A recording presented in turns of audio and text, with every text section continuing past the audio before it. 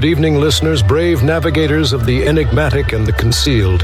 Have you ever felt the pull of the unanswered, the allure of the mysteries that shroud our existence? For more than a decade, a unique comic publisher has dared to dive into these mysteries, unafraid of the secrets they might uncover. This audacious entity is Paranoid American. Welcome to the mystifying universe of the Paranoid American podcast. Launched in the year 2012, Paranoid American has been on a mission to decipher the encrypted secrets of our world. From the unnerving enigma of MK Ultra mind control to the clandestine assemblies of secret societies. From the awe-inspiring frontiers of forbidden technology to the arcane patterns of occult symbols in our very own pop culture. They have committed to unveiling the concealed realities that lie just beneath the surface. Join us as we navigate these intricate landscapes, decoding the hidden scripts of our society and challenging the accepted perceptions of reality. Folks, I've got a big problem on my hands. There's a company called Paranoid American making all these funny memes and comics. Now, I'm a fair guy. I believe in free speech as long as it doesn't cross the line. And if these AI-generated memes dare to make fun of me, they're crossing the line. This is your expedition into the realm of the extraordinary, the secret, the shrouded. Come with us as we sift through the world's grand mysteries, question the standardized narratives, and brave the cryptic labyrinth of the concealed truth. So strap yourselves in, broaden your horizons, and steel yourselves for a voyage into the enigmatic heart of the Paranoid American podcast, where each story, every image, every revelation brings us one step closer to the elusive truth.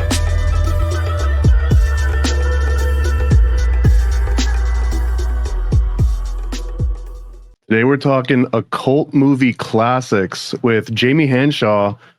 Jamie Hanshaw is probably one of the coolest experts I've ever met when it comes to occult entertainment. And for this interview, I asked her to come up with maybe like 5 keystone occult movies.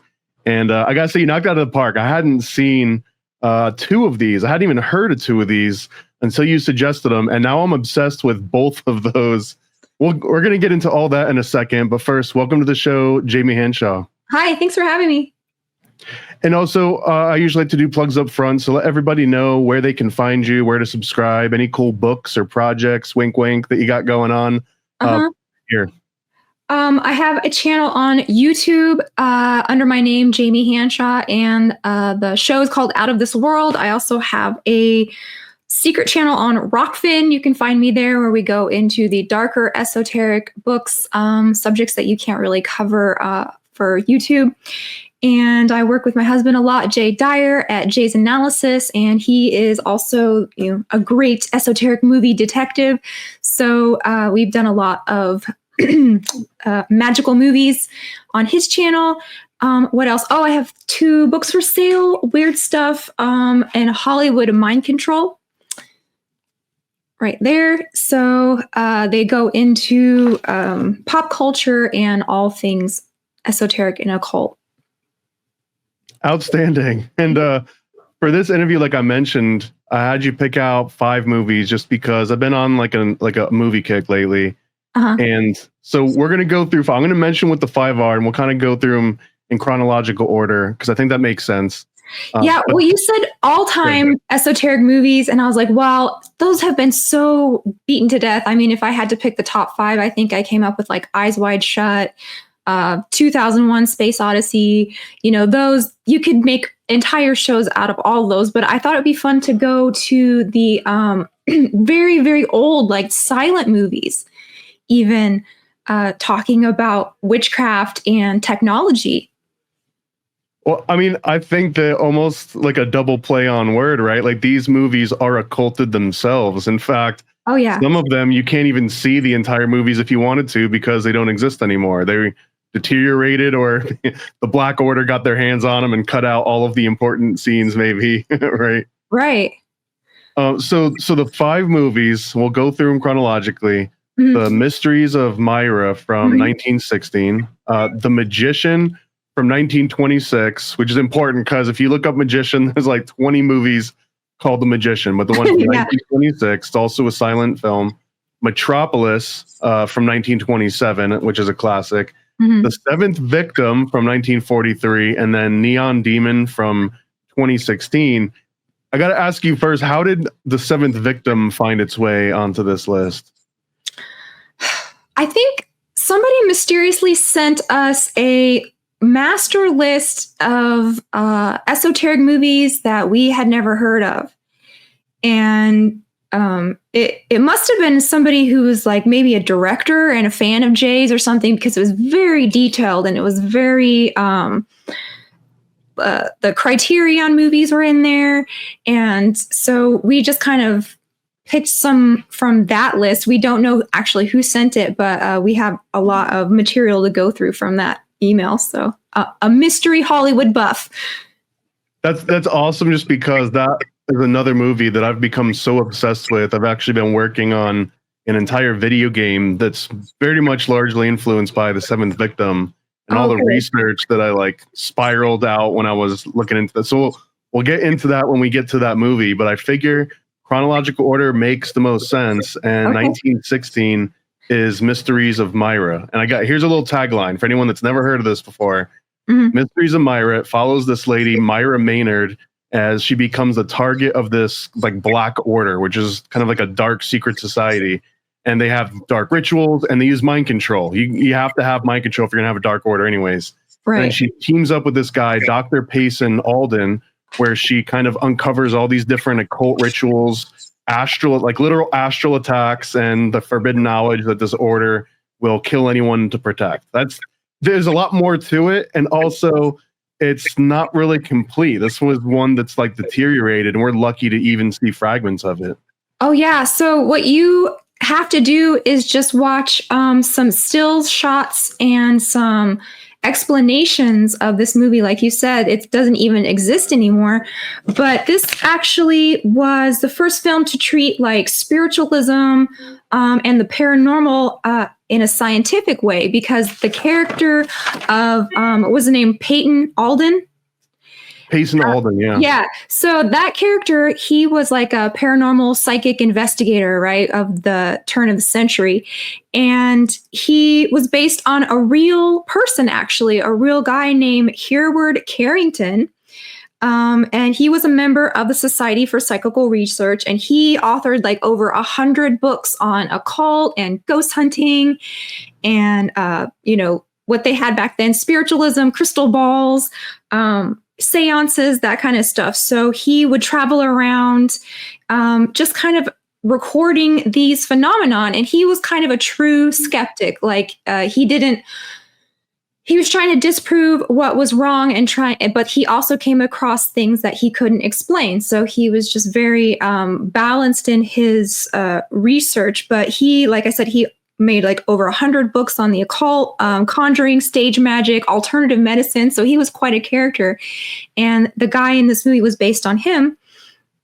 And he also was an inventor of gadgets. You're going to see a lot of gadgets in Mysteries of Myra, like the spinning wheel of hypnosis and the ghost trap that traps the souls, like almost like the Ghostbusters, when they throw out the trap and it sucks them in. So he was a type of person who was also integrating technology into paranormal spirituality. And one crazy thing about Mysteries of Myra is it actually had Aleister Crowley as the occult magic consultant on this movie. And the character, you'll see him doing this a lot. The master, they call him, the villain in Mysteries of Myra. So this is one of the signs of their order. And, that's a really famous picture of Aleister Crowley doing that with the pyramid hat. Everybody, when they think Crowley, they think of him doing the sign of Pan or whatever. But so they are using a lot of real ritual magic influences, and even the order is based on the Order of the Golden Dawn. That was interesting too, because even the guy that runs this Black Order, he puts his, like you were doing the little horn. I didn't realize that the thumbs are the little horns, and that's why it's the Pan sign. Yeah. And when he signs his letters, which they'll show you, because it is a silent movie, so they'll show you these handwritten letters about different orders and different sort of commands he's sending people. And his signature also is like the two hands with the thumbs up as these little horns on the side. So I thought that was a cool detail. And it looks very similar if you've ever seen original artwork by Aleister Crowley or his penmanship or whatever. It looks very similar to that. The other part of this movie sort of jogged this idea that I've been realizing over the last 2 decades, basically. It kind of caught me by surprise.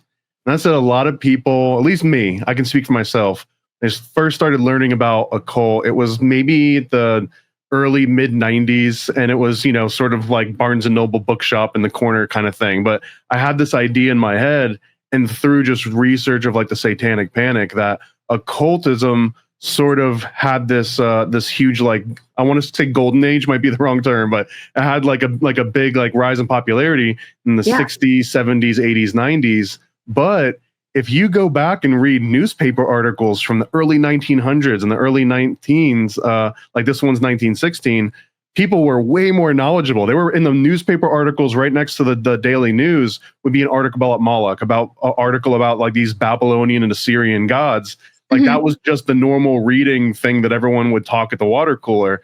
So that kind of caught me by surprise. And Myra reminded me of that, for example, there's a scene when it's like, Myra is now going, or the quote on the screen as Myra's talking, she goes, "Perhaps my astral body can find Dr. Alden if you hypnotize me." And there wasn't a lot of explanation. So just the fact that anyone watching this movie knew what like an astral body was, and that you could project it out and use it to like explore. And like, this is not 1950s, 60s MK Ultra remote viewing. We're talking early 1900s.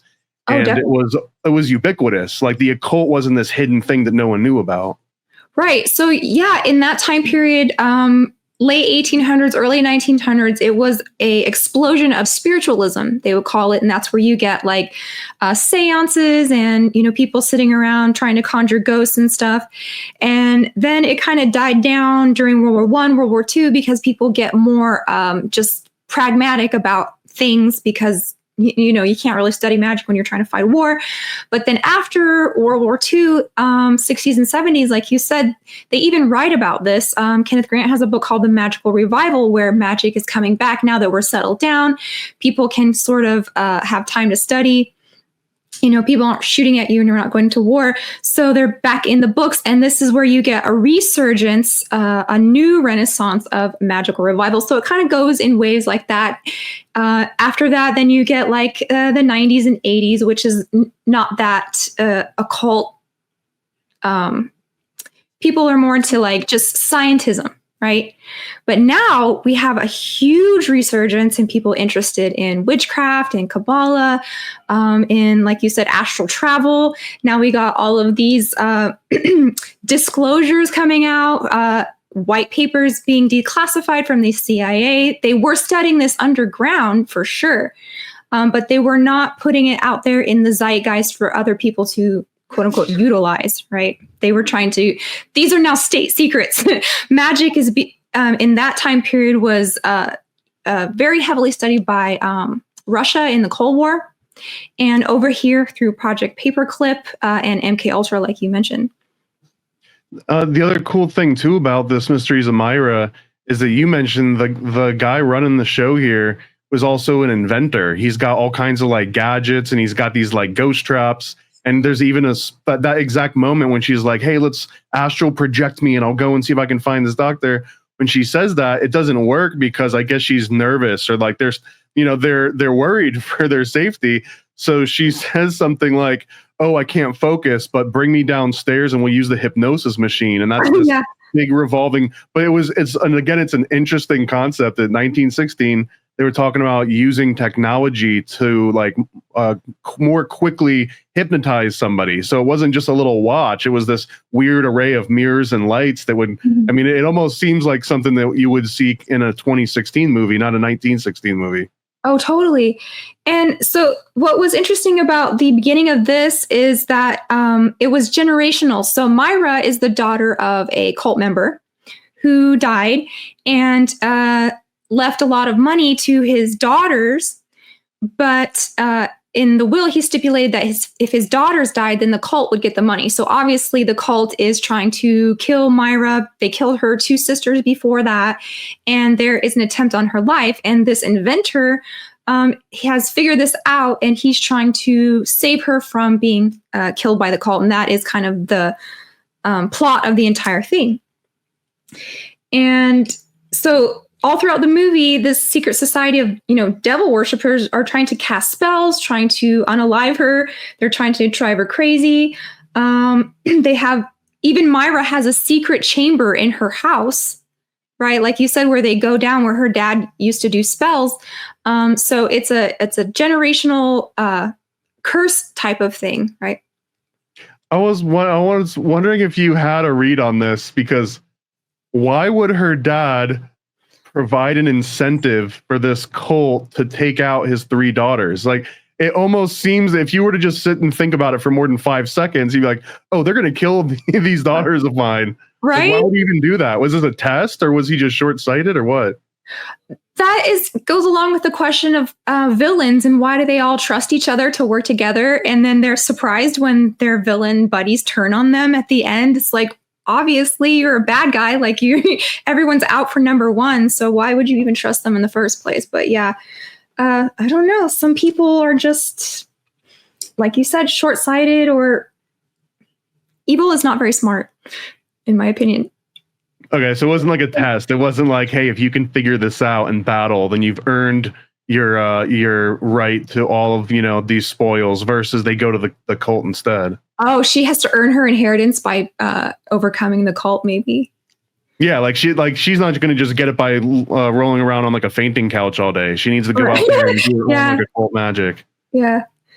I was also looking at the possible inspirations that this movie provided for other ones, and I couldn't find any like direct references where a movie director said, "Oh, I totally got inspired from Myra," but the Mysteries of Myra does seem to set a really early prototype on the devil on film, and then also this mad scientist, a sort of figure, and even these dark underground cults with this huge sort of painted coffin with skulls on it and all these elaborate filigrees. It's sort of, I understand that a lot of the aesthetic probably came from Order of the Golden Dawn kind of stuff, but it also just seems like it set the pace. Like if you were to watch Frankenstein right after this, you could almost see the correlation between the two.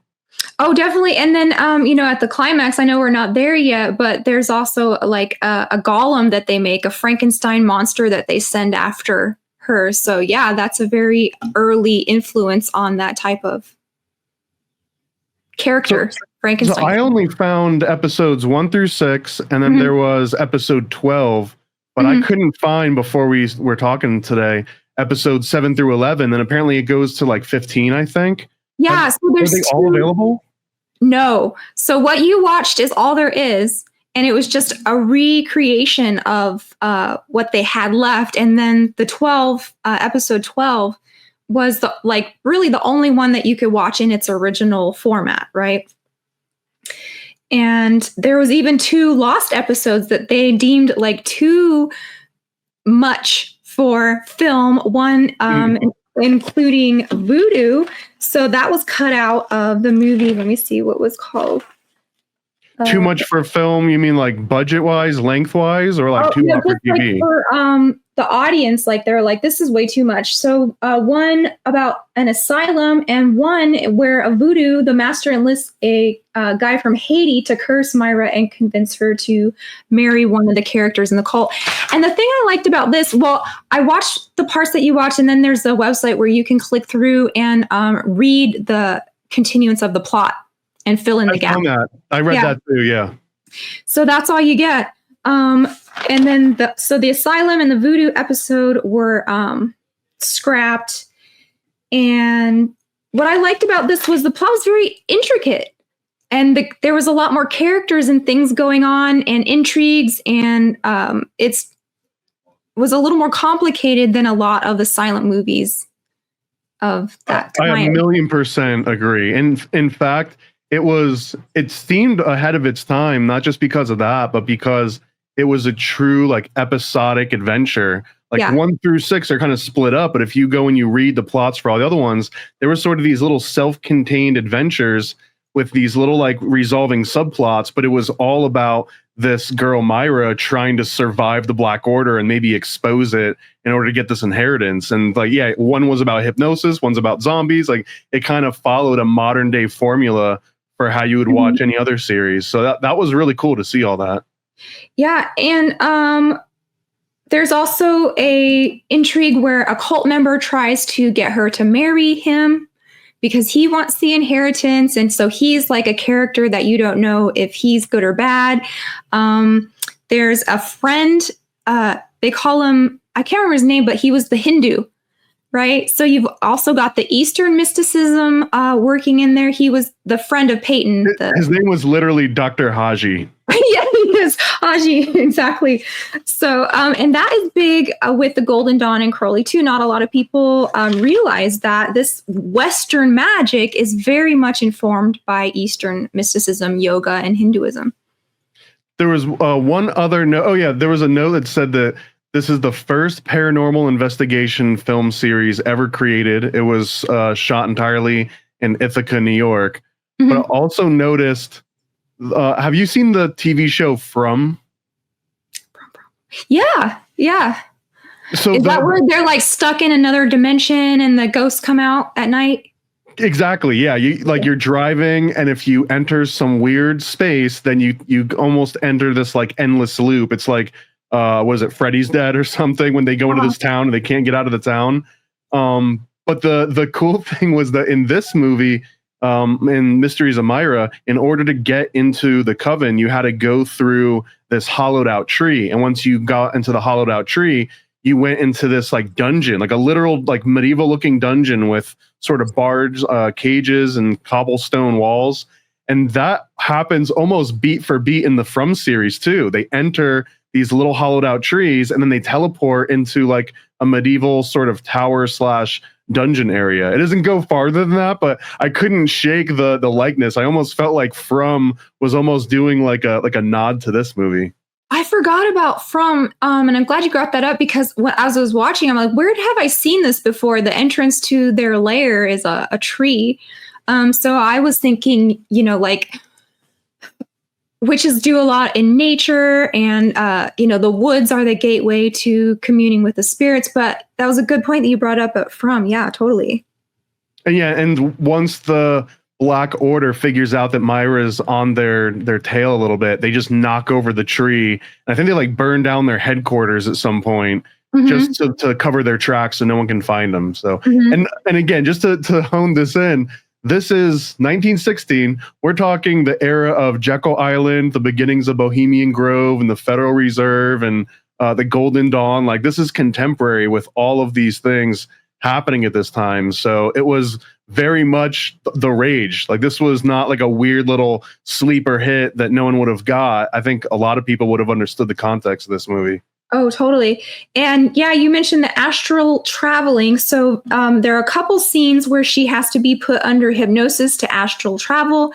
And they even said that when, that contraption, that the spinning wheel of mirrors that hypnotizes her, they said that when they put the actress in front of that, she actually did go into a trance in real life. I believe it. I mean, especially if you know what the scene is about and you know that you're supposed to be hypnotized. And if she's even doing an unconscious level of method acting, like she was in a trance before she even got into that scene. And that was just the trigger that she needed to fully go into a real trance. This is interesting because it's like a trance within a trance, right? She's already in a trance because she's acting. And then the person that she's acting is themselves going to a trance. And there's one episode where she astral travels and the master actually leaves his body and astral travels, and they have a fight in the astral world and they switch bodies, right? Like Freaky Friday style. And so now she's in his body and he's in hers, and things ensue. But this is a really... a lot of witches talk about astral traveling, lucid dreaming, and that's why they will have a familiar to watch over their body so that no other spirits can get into their body while they are, going to their coven meeting in the astral world. I have heard theories that this is what took Rene Descartes out, is that he was astral traveling and did not have someone to watch over his body, and something came in and stole it from him. Yeah, so this is why you'll have, the black cat or a toad or some kind of familiar to watch over your little body that is unguarded. I'm not trusting my body to a toad. Maybe a cat. Definitely not a toad. Any other notes on Mysteries of Myra, or should we move to the next one? I thought it was interesting that the spirits are driven away by ultraviolet lights. So here we also have the technology and mysticism kind of merging together. He's realizing that the spirit world can be manipulated by modern discoveries.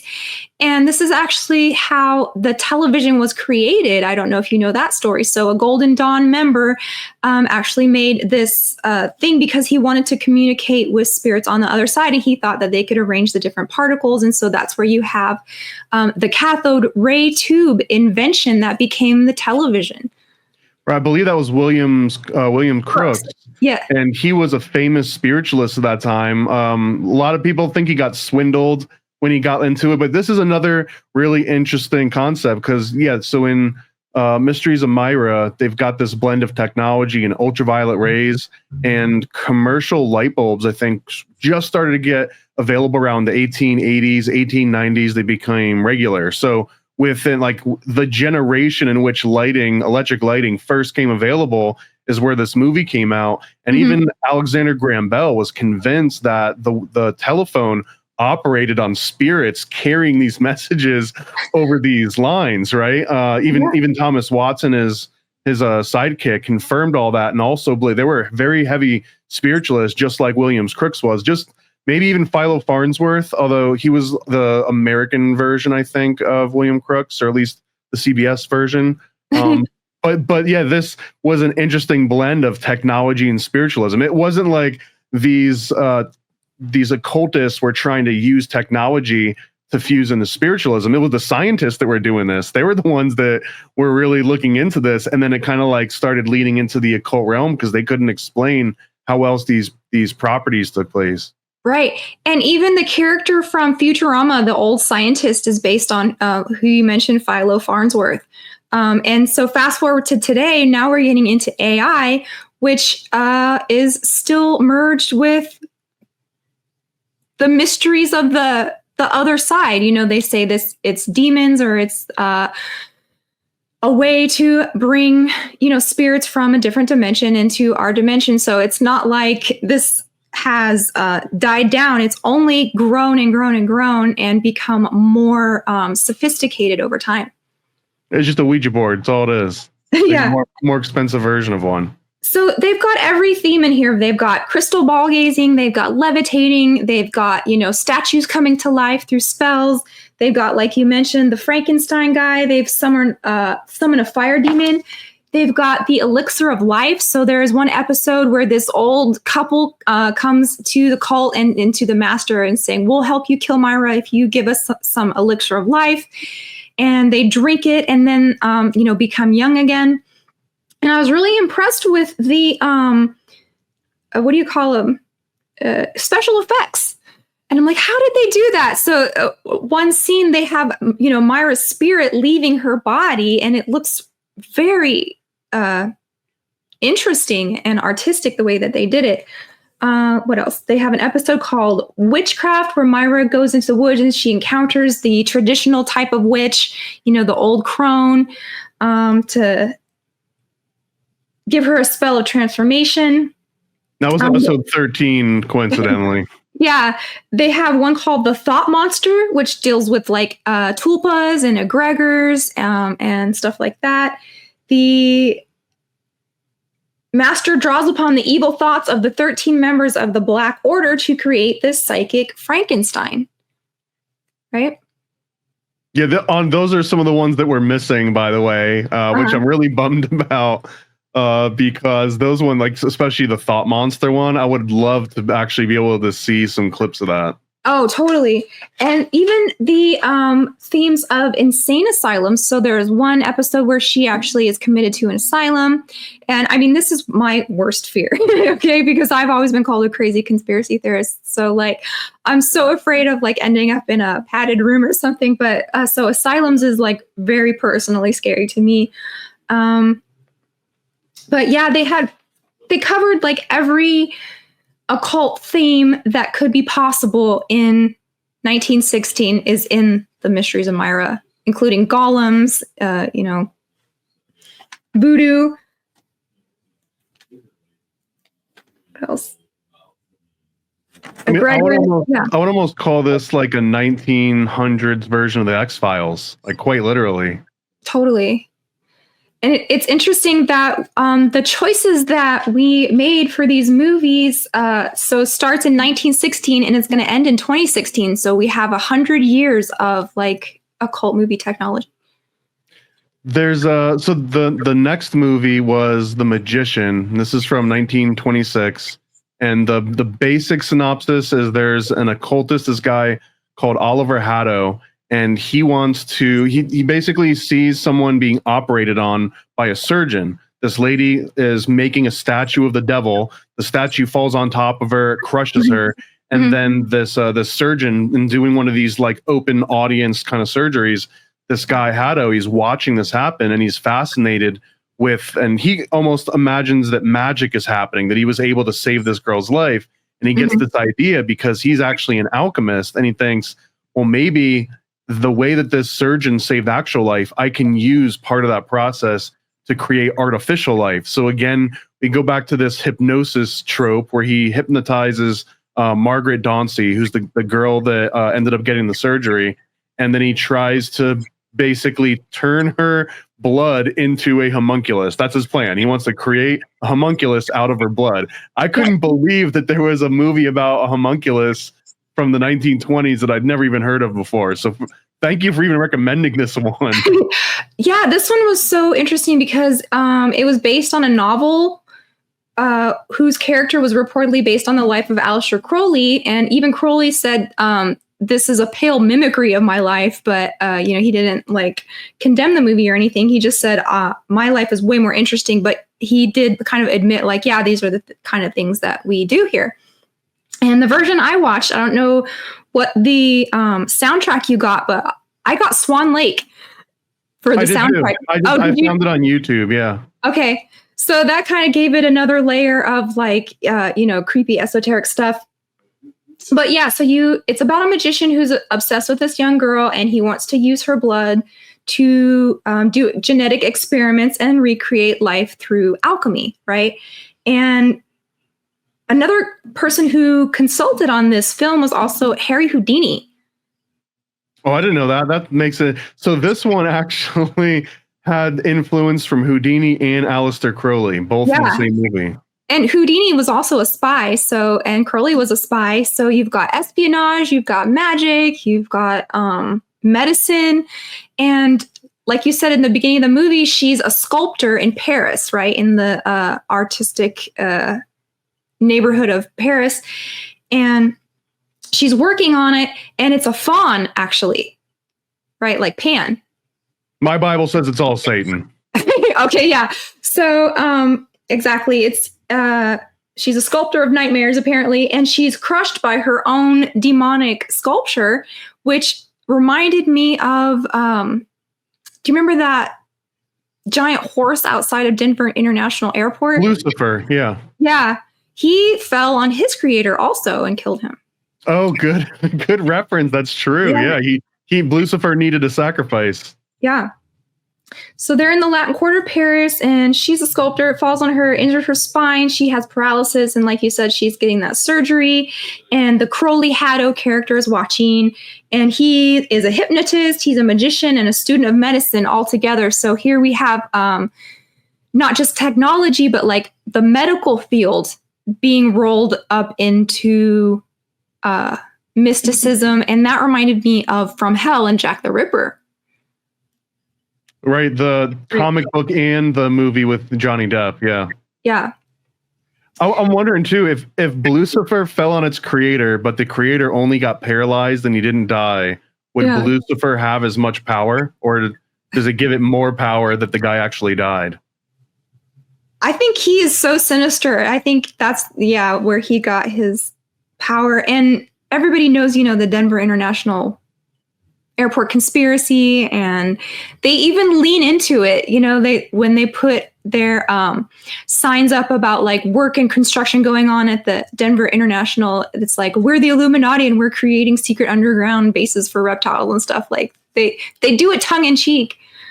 And have you seen the gargoyle that talks to you? I've seen that, but they also did paint over the mural, or they at least altered the mural in the early 2000s, I believe. It had a little bit more of like an SS sinister approach to it, and I think they just did some touch-ups, but they did some touch-ups in the early 2000s, and they definitely don't lean into that part of it. So maybe I think they lean into the funny, campy Hollywood, like pop culture version, but there really is something to the Denver International Airport. If you go online and try and find the original mural that was there in the 90s. Yeah, it's super creepy. So in this, we've got alchemy, we've got, and even in the stills, they say it requires the heart blood of a maiden, right? And this is going to play into Neon Demon when we talk about that, because she is also a maiden or a virgin type of sacrifice. And so Margaret recovers, and the magician, the Hadow, the Crowley character, he goes to her and he tries to hypnotize her into marrying him, but he doesn't want her as a wife. He just wants her as this donor, this sacrificial blood donor. This is also a recurring theme that these occultists are going to just like hypnotize some rich lady and just make them their wife. I guess that's one of the first things you do once you become a master occultist. Well, it's so funny that you mentioned that, because it seems like a lot of people who are drawn to the occult, practicing the occult and practicing taking away someone's free will, is because they're not very good with people. That's a good point. I mean, they're not very good at relationships, and so you have to have a sex bot, or you have to have a woman under your spell, because you're a 19th century incel and you can't get a girlfriend any other way. Just step into my hypnosis machine. Yeah. There's a really good one called The Black Cat too, that maybe we can talk about some other time, but it's like this. So he is a occult magician collecting women because he can't get one on his own. Again, even Metropolis, which is the next movie, also they create a fembot, right? That's part of the premise of this movie. So again, there's like an ongoing theme with all of these. The magician also talks about technology, although that technology is more of like like medical advancements sort of technology. It also has this underground Frankenstein-esque lair, and in fact, the magician movie, I would say, has much better set design than Myra, admittedly. I mean, Myra barely even exists. But the magician has like a legitimate underground alchemical lab with little beakers and sort of flasks. And it really sets the tone. And I feel, again, that this movie probably inspired so many cartoons and other movies where you see an evil scientist and their evil lair coming directly out of the magician. Oh, totally. And in the scene where Hadow goes to the girl, I think her name is Margaret, right? He puts her in a spell and they travel to another dimension where they witness some kind of Sabbath in the woods. It's more like a group grape or an orgy presided over by Pan. And he's even got the Pan flute and everything. And she is overtaken by Pan in the spirit world. So this would be a weird movie if someone told me that there was a movie from a silent movie from 1926 that was guided by Houdini, inspired by Crowley. It talks about using a maiden's blood to create a homunculus. There's an orgy with like Pan sitting there playing the flute. None of that sounds like something that would even be allowed to hit film in 1926, but it's all here. Yeah. And a lot of this stuff was actually more common than you would think. And this is what led to things like the Hays Code and stipulations of what you can put on film for public consumption and what you can't, because they were just all over the place with occult themes in silent movies. Another thing about this is that, so she's under the spell of Hadow, but she's also supposed to be marrying another guy, right? Like a normal guy and have a normal life. And her psyche is like torn between these two guys, and she only feels safe with her fiance.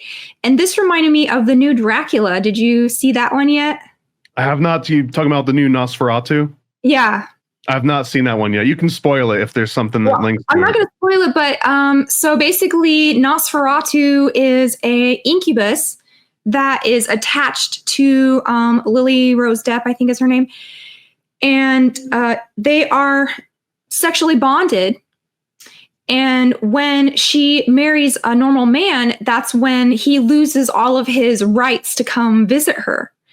And I just thought this was so interesting how, like, normal marriage protects you from these kind of attacks from the spirit world when, your sexual needs are met and you are like in a covenantal relationship, then you are protected from these spirits. And so that's kind of what they're alluding to here in The Magician, is that she's safe when she has her fiance with her. But as soon as she leaves him, then she's open to being, molested and abused by Hadow. She's leaving the door open, so to speak, which comes, I think that specific phrase comes up in one of these movies. And linking other vampire movies to the same theme too.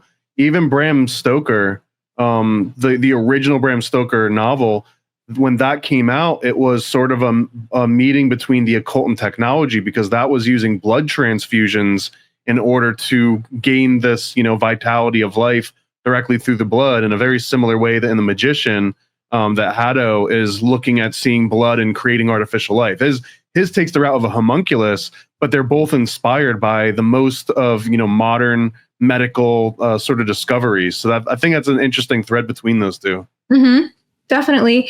And it was interesting how towards the end of the movie, they show again what kind of perfect victim that you should be looking for. And they actually specify the maiden should have fair skin, golden hair, blue or gray eyes. So there is something about this genetic markers of those traits that they are very interested in.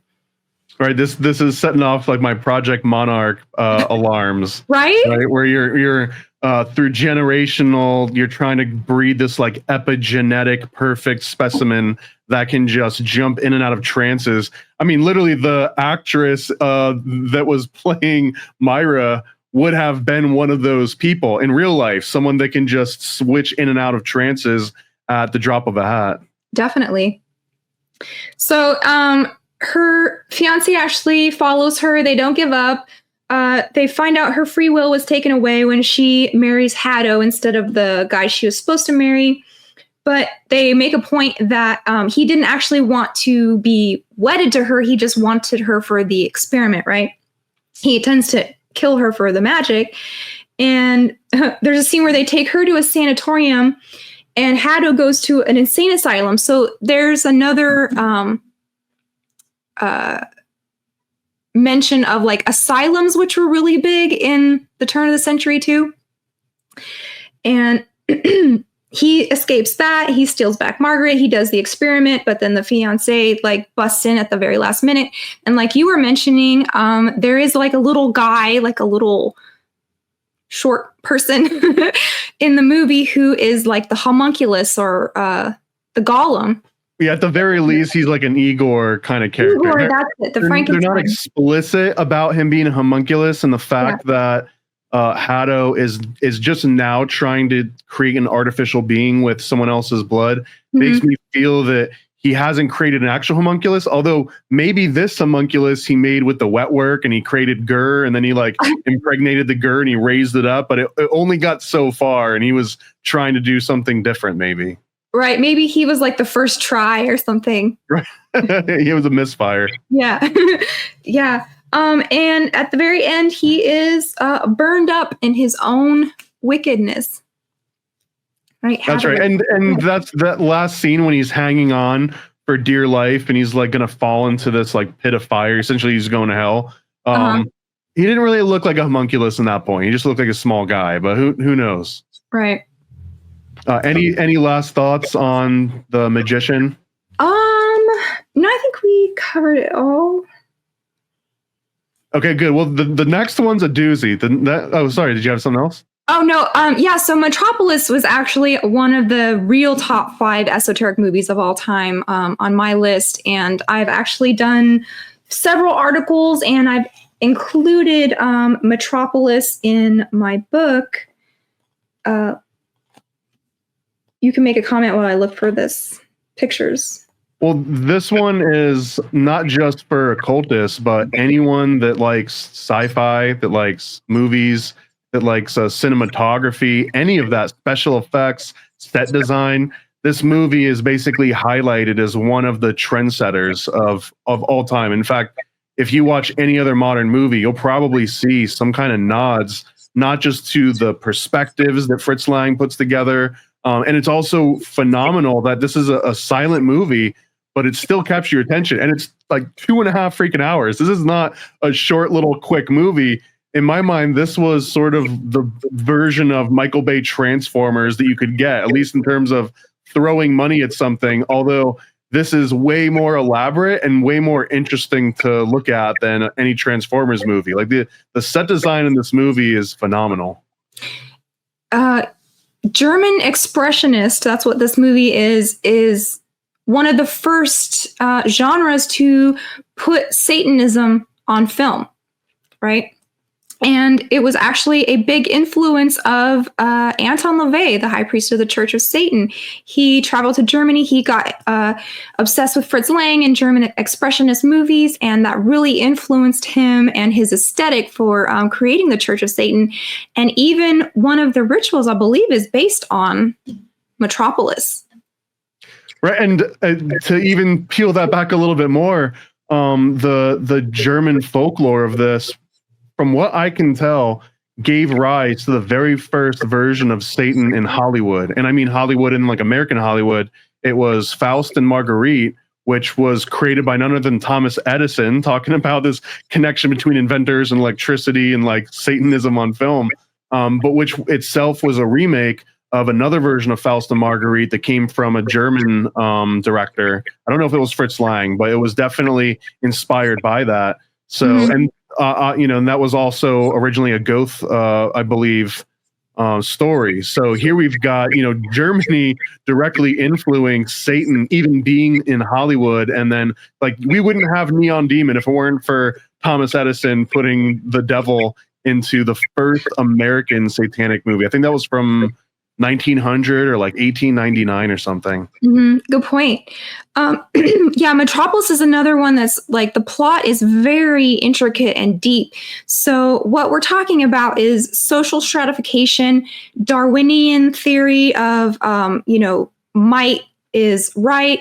What you have at the beginning of the movie is a 2-tiered system. So you have the aristocrats that live above ground, and they live a very soft life, a playboy life. The Sun Club, that's what they call themselves. Yes. And their city is very utopian. It's very modern. It's very spacey. It's very Tomorrowland, right?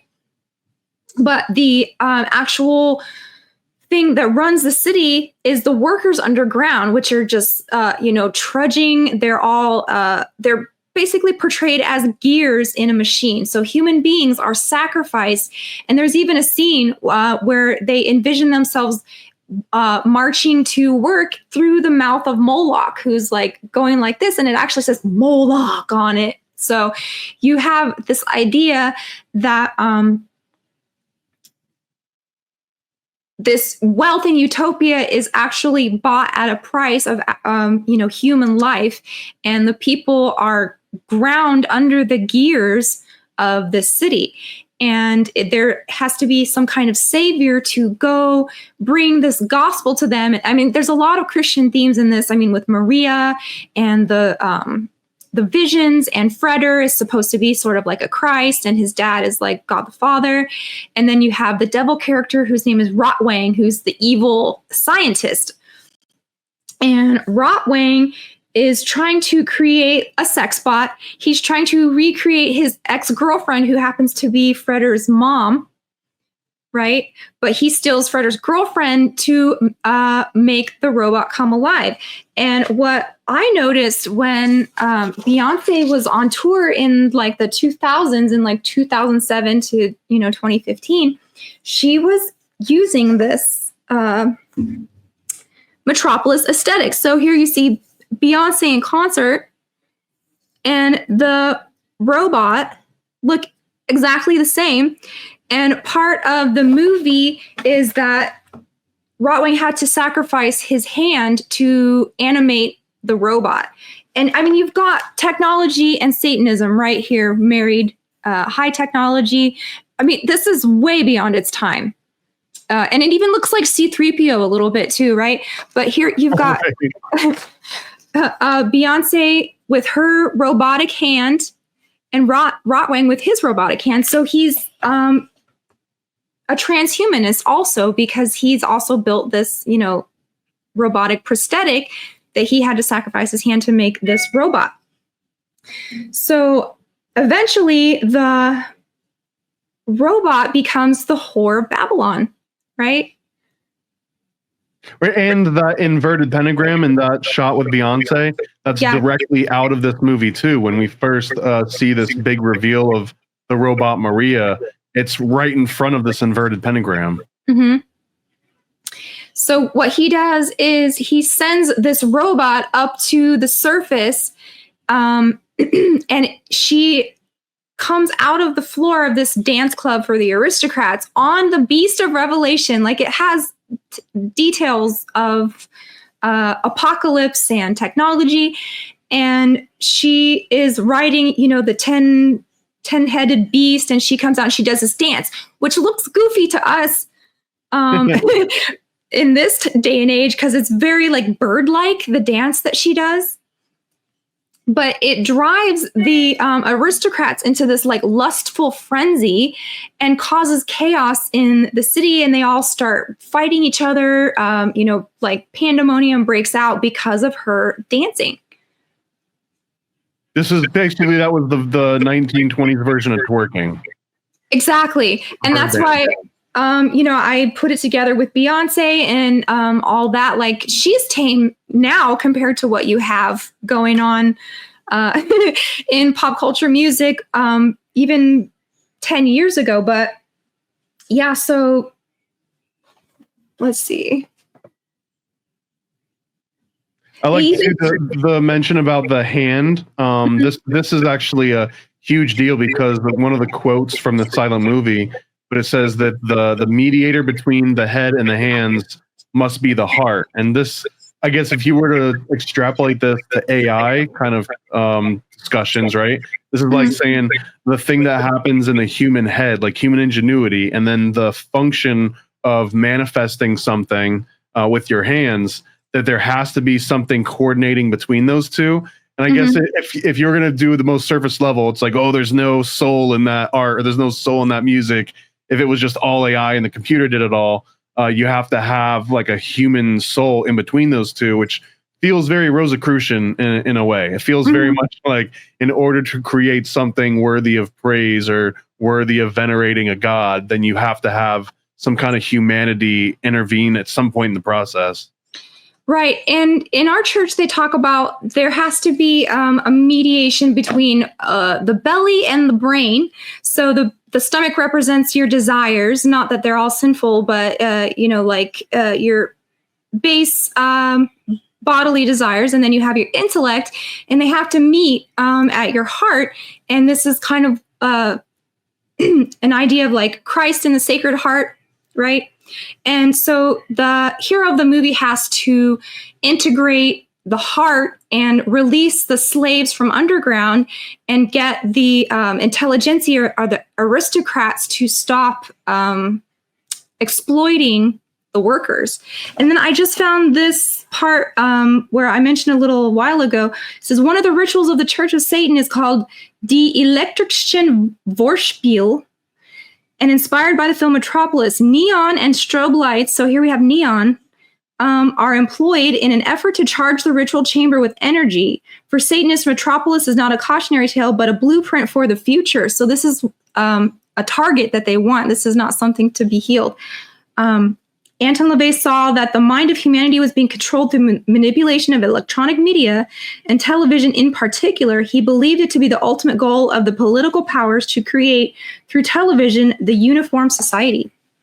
And yeah, Anton LaVey was an interesting character because he got almost all of his influence through television and movies. In fact, his entire aesthetic of the shaved head and the pointy, kind of what I got going on here, but his entire aesthetic was based on an episode of Wild Wild West with Don Rickles. I believe, no, was it Don Rickles? That played Asmodeus, which was like this evil cult leader. And after Anton LaVey saw this portrayal of like a dark evil cult and the shaved head and the beard, he basically went to work the next night in his cabaret playing piano, and at the end of that performance he stood up and he shaved his head and he declared that as the first meeting of the Church of Satan. And that, so like his inspiration came directly from the television for so much of what he, which makes sense because what he gave back into the world was just getting more actors and musicians and celebrities into the fold so that now they would put that energy back into movies and back into TV. Mm-hmm. And he actually said that the television was the satanic altar, and that took the place of some kind of, home veneration spot or something that you have for your spirituality that is now replaced by television. And that's where you get your morality from. That's so great. Yeah, these are like the scrying mirrors, or like the looking mirrors of the obsidian. Mm-hmm. And instead of a picture of Jesus that you pray to, you just like stick a big flat screen TV in that same spot and give it all your attention. Exactly. He also praised the New Age movement too, saying that this is the path to Satanism, and he was happy about people getting into New Age spirituality. I want to keep moving, so we've got time to get the other ones. The other movie which we were talking about when we first started was The Seventh Victim, and coincidentally enough, this also has a huge tie-in with 1890s Satanism and television and movies and what our impression of Satanism is today. In fact, it took place more or less in the Dakota building, which is the same building in which Rosemary's Baby takes place, which is also where the Dakota building was the actual place that Val Lewton is the guy that helped produce this. I believe it was written by DeWitt Bodine for RKO, but it was completely rewritten. DeWitt Bodine rewrote the entire movie under the sort of oversight of Val Lewton, who was acting as the producer on this.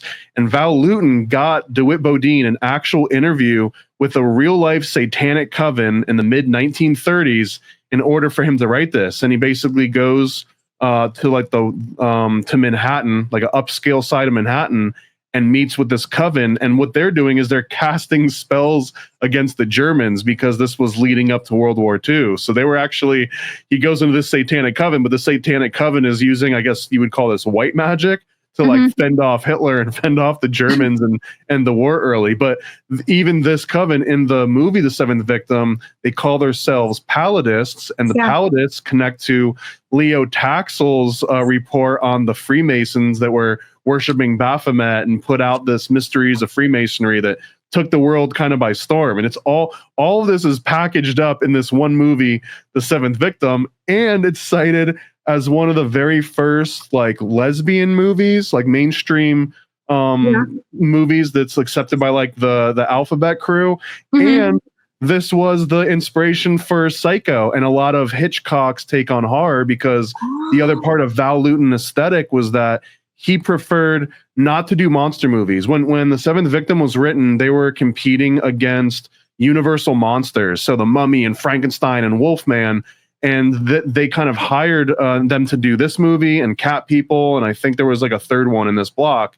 But Val Lewton was very specifically did not want to show the horror on camera. He wanted to show the horror off camera. And that's where you get the shower scene that gets lifted out of The Seventh Victim into Psycho. But just that entire aesthetic of like don't show, like tell, don't show, which is kind of inverting the rule of Hollywood. But that's a Val Lewton thing that you see happen in The Seventh Victim. Yeah, like the notion that your mind fills in the gaps with more terrifying things that they could even think of, right? One of the examples is don't show someone getting stabbed and like blood squirting out. You show someone go to stab, and then all of a sudden blood will come from under a door, and that was kind of like a Val Lewton style. Yes. So this is actually a Criterion Collection movie, and it has Mary is the good girl, and then her sister Jacqueline is kind of the dark half of that, right? So Mary is the virginal character, and Jacqueline is the part of the coven. And in the opening scene, it actually has a quote from John Donne on the stained glass window at the Catholic school that Mary is attending. Says, "I run to death and death meets me fast." So there's a lot of overtures of unaliving yourself in this movie. And which actually ties in a lot. The more research I do into specifically Skull and Bones and Illuminati and even Bohemian Grove, they have these patron saints of suicide. So it's really weird that these very specific cults actually look favorably upon this one practice that is virtually unheard of in every other religion across history and time, with a small exception of like the Cathars. I think, because they had this thing called Endora where they were allowed to do it. And then you've got Mormons have like a second anointing. And then there was one other group that I think, or like, it's only allowed in certain circumstances when you're surrounded by the enemy. And the only other option is even worse than that. I think the Maccabees also had like, but with those three exceptions, universally offing yourself is basically against the rules, whatever religion you're talking about, except these covens and these cults. And these ones, it's almost and Heaven's Gate, I guess, would be another example of that. Well, in the spirit world, that is pretty much the ultimate victory that the demonic can win, is getting you to kill yourself, because that is the one sin that you cannot repent from. Right.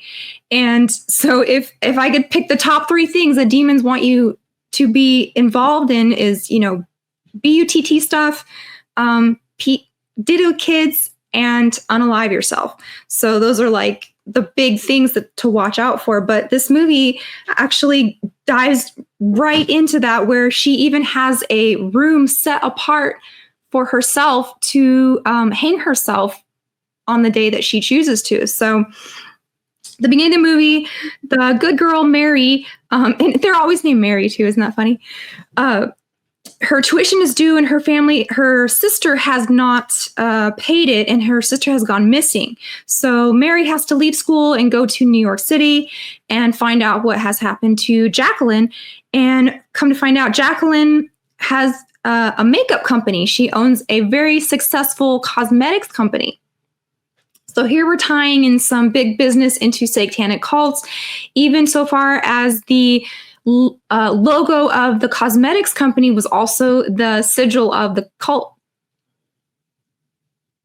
This is another interesting note too, that The Seventh Victim was making a really good point of, and this again modeled after a real satanic cult that DeWitt Bodine actually went and interviewed as a prep for this movie. So a lot of what he came up with was based on his real life experience into this. And it took him by surprise, because prior to this, even in the Black Order, I guess there was an idea that it was the elites of society, because they had all this money and all this time and all these resources, and they were bored. I mean, in The Seventh Victim, all of the people in this cult essentially are alluding to how bored and disappointed they are in everything else in life. And they've kind of found themselves at this low point, just trying to find something to kind of make them feel alive. But this premise in The Seventh Victim, I would argue from 1943 on, it takes a different trajectory, where over time in the 50s, 60s, and 70s, now the Satanists become these like transients that live in their vans and under bridges, and they're like doing drugs, and they're sort of these undependable outcasts of society. But Goth really, kids.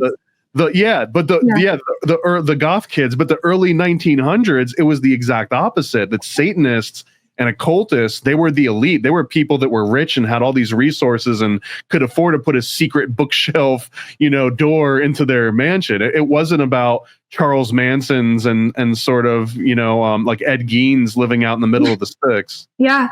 Titans of industry. And that also harkens back to the Mysteries of Myra, where he was a very wealthy aristocrat also in the cult, right?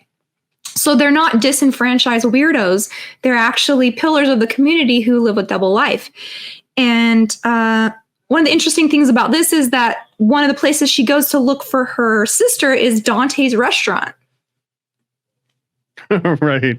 Another devil reference. Yeah. German devil reference.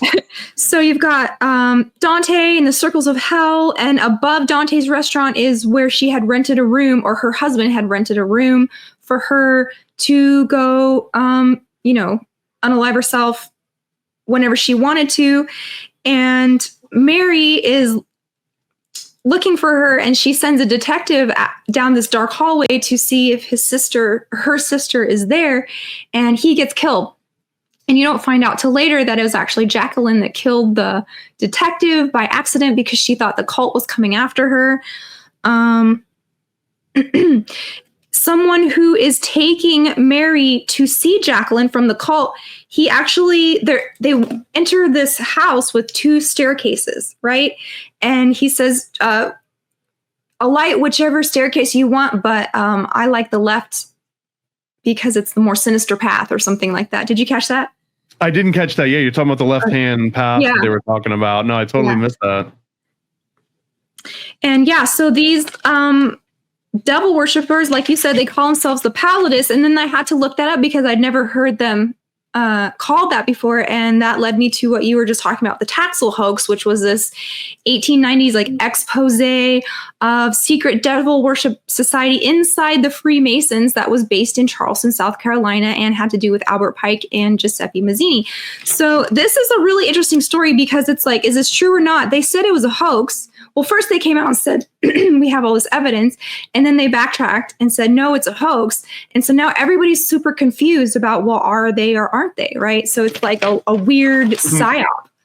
Well, Leo Taxel is an interesting character. So Leo Taxel was he was a satirical atheist.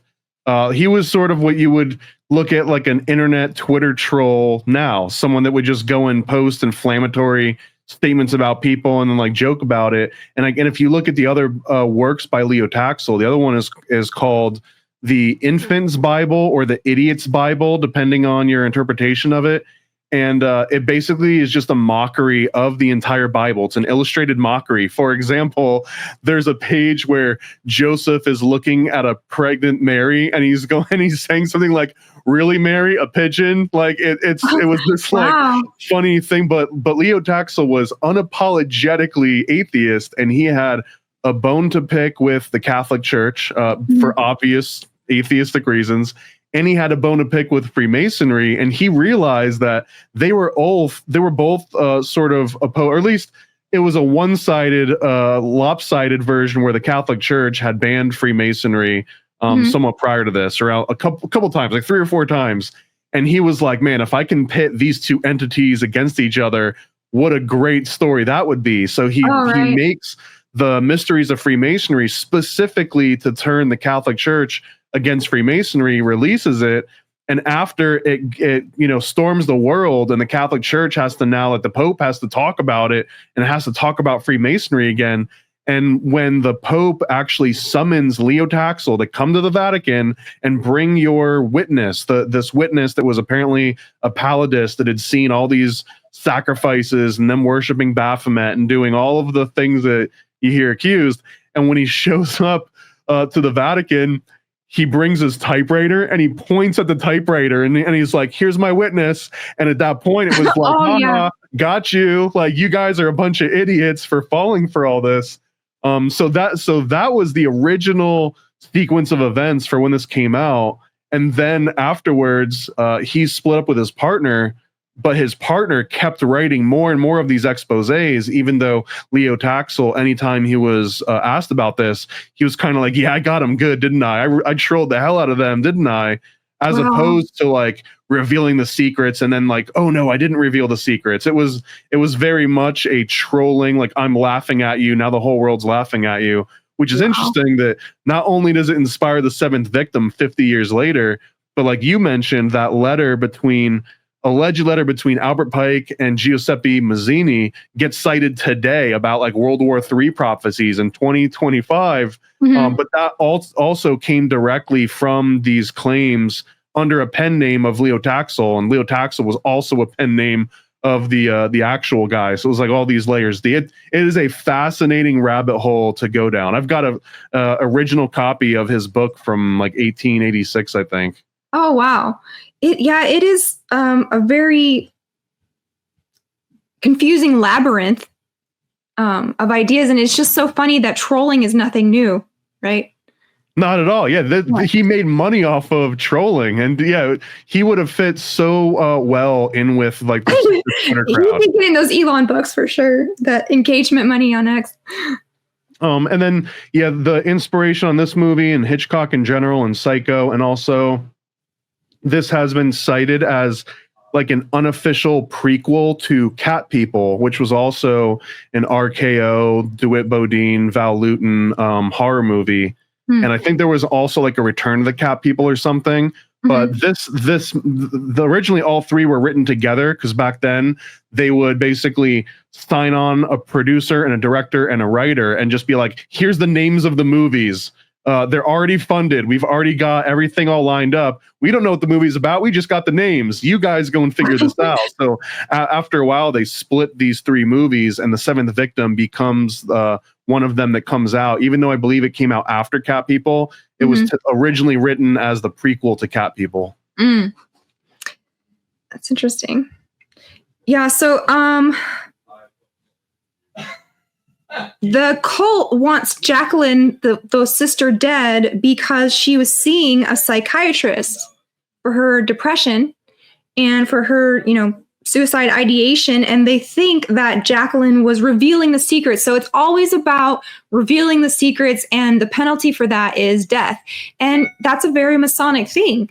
If you look at, the curses that you agree to if you reveal these Masonic secrets, they're super gory. I mean, your throat slit and your stomach cut open and the birds come peck at it and like they leave your guts out. Like these are the punishments for revealing the mysteries of the cult.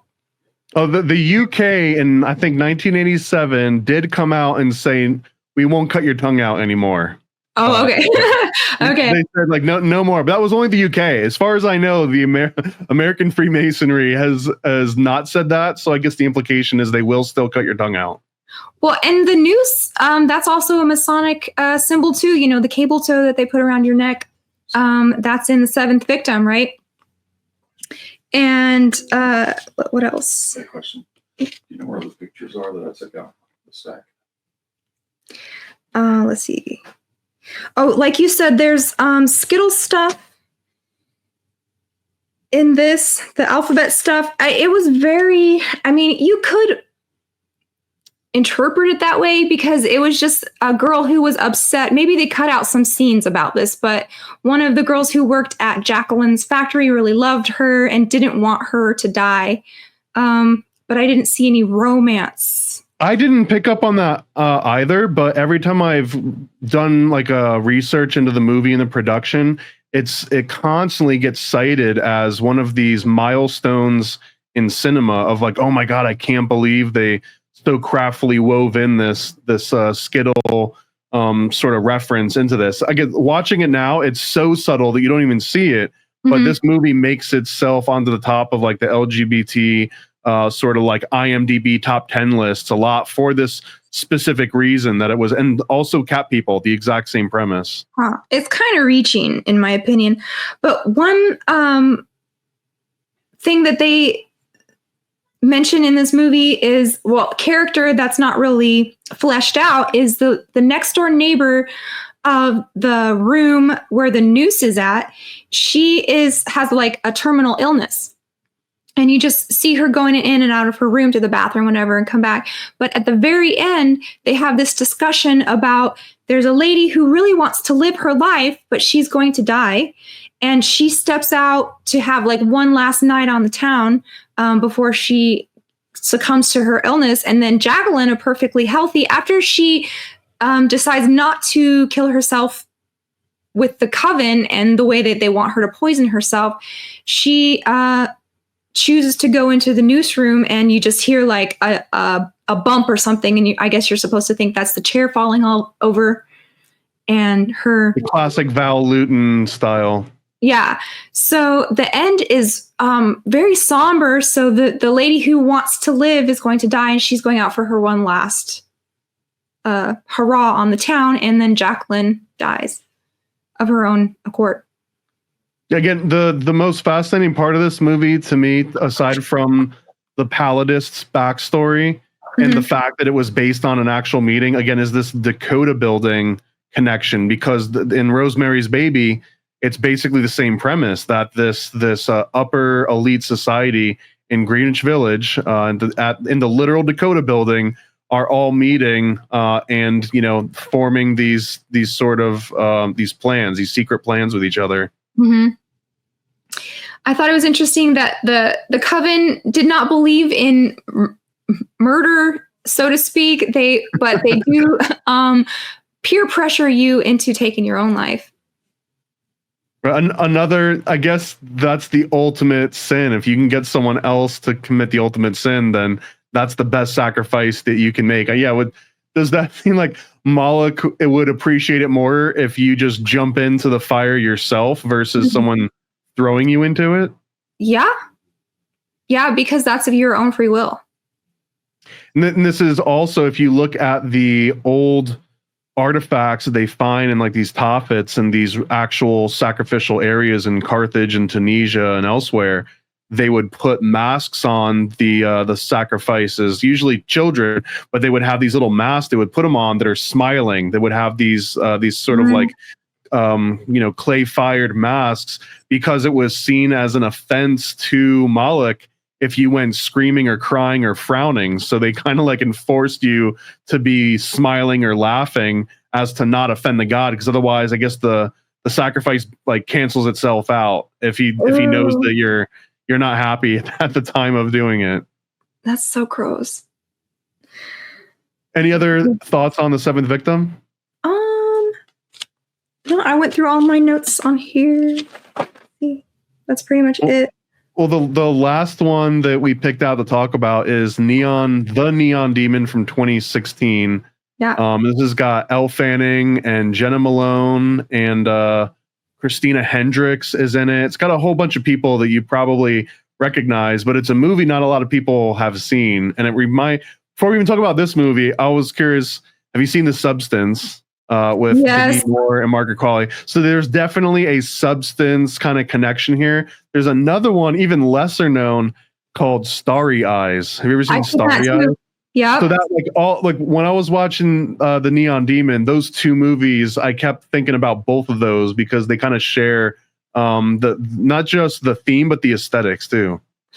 Definitely. Neon Demon is a lot like Starry Eyes in that it is about an ingenue who is trying to break into the Hollywood industry, and by that I mean fashion, music, movies, etc. Right? And this one is kind of focused in the fashion industry, which, as we now well know, is very cloaked in darkness. Remember the Balenciaga stuff a couple years ago? So there's a lot of nefarious characters in the fashion industry, and this movie just goes from bad to worse. And I don't mean in a artistic way. I mean in like, for her, starts out bad and it just goes worse, right? And the beginning scene is like a photo shoot where they are marrying sex and death, violence and lust, or like high fashion and blood, right? Yeah, it opens up and she's going through this amateur photography shoot where she's like laying back on a couch and she's got, like lingerie on or something, and her neck is cut open and there's blood all over the couch, and her boyfriend's there just like snapping a bunch of pictures. So, I mean, none of it is surprising. Like all of the horrible things that start happening, they telegraph every single event right before it happens in this movie. They almost tell you exactly what's about to happen, and then it happens. So yeah, I almost felt like part of that is this revelation of the method. They're showing that every time something bad happens to Elle, or in the movie, I think her name is Jessie. Mm-hmm. Every time something bad's about to happen to Jessie, someone does tell her right before it happens, and it kind of lets her. She's got an opportunity. She's always got an out where she can be like, you know what, I'm going back home to Minnesota, where the hell she came from. But she doesn't. She keeps diving headfirst into this until she kind of becomes one of these Hollywood people, like quite literally in a way. Yeah. So the first scene is definitely a foreshadowing of her fate in this fashion industry, because she is an innocent, and the other girls, no one around her is innocent. They have already gone through the initiation of the dark side. I mean, this is basically a coven of witches that comes upon Jessie as she's trying to be a model. She's an orphan, and cults love people who have no support system, right? Because who are you going to go to? And in one of the beginning scenes, she goes to see Christina Hendricks. And there's a lot of like mean girl stuff in here. So they're constantly complimenting her and tearing her down at the same time. So Christina Hendricks says, "You're very fit. I would never call you fat, but that doesn't mean that a photographer won't." Yeah, some people say. yeah. Some people might say. And so she's got the je ne sais quoi. Right. She's got the innocence. They even call her a deer in the headlights at one point, because she's not tainted like these other people. And she even says a line. She says, "I don't want to be them. They want to be me," because she is a virgin and she has the blood that they want. Ironically, she says that after she kind of becomes tainted. Like she's already gone past the threshold, like she's crossed the point of no return when she says that. Mm-hmm. Because this movie has a lot of really cool, interesting, like aesthetic themes, and one of those is that she doesn't really pay attention to mirrors a whole lot in the beginning. She doesn't care about makeup in the beginning of this movie. And then as soon as she goes to this transformation, which I'm sure we'll talk about in detail, but she goes to this transformation, and after she transforms, now she's obsessed with mirrors. And now the movie starts showing you mirrors constantly. She cuts herself on a mirror. She kisses a mirror.